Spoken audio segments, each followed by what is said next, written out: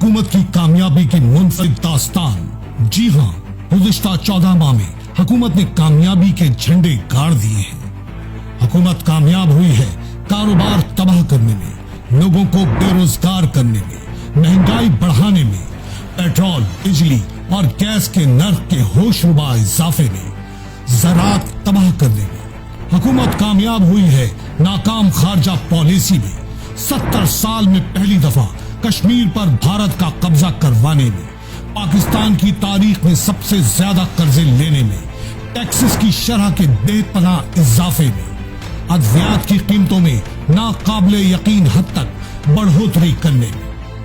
हुकूमत कामयाब हुई है तालीमी बजट की 100% कटौती में, सी पैक जैसा गेम चेंजर मंसूबा सर्द खाने की नजर करने में, अमन व अमान तबाह करने में, आजादी इजहार पर कदगन लगाने में, सियासी इंतशार को फरोग देने में, पार्लियामेंट को बेतौकीर करने में, साने साहिवाल के मुलजिमों को बरी करवाने में।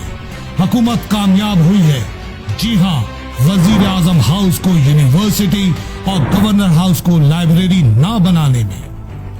हुकूमत कामयाब हुई है डॉक्टरों और असातिज़ा समेत हर तबके को एहतजाज पर लगाने में। कामयाब हुई है ताजरों को हड़ताल पर मजबूर करने में। कामयाब हुई है सरमायाकारों को मुल्क से भगाने में। हुकूमत कामयाब हुई है पाकिस्तान को आलमी सतह पर तन्हाई का शिकार करने में।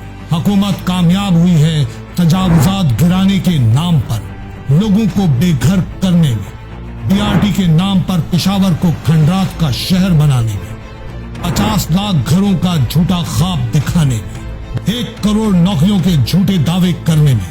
हुकूमत कामयाब हुई है, जी हाँ, हुकूमत कामयाब हुई है न्यूटन्स को 8 का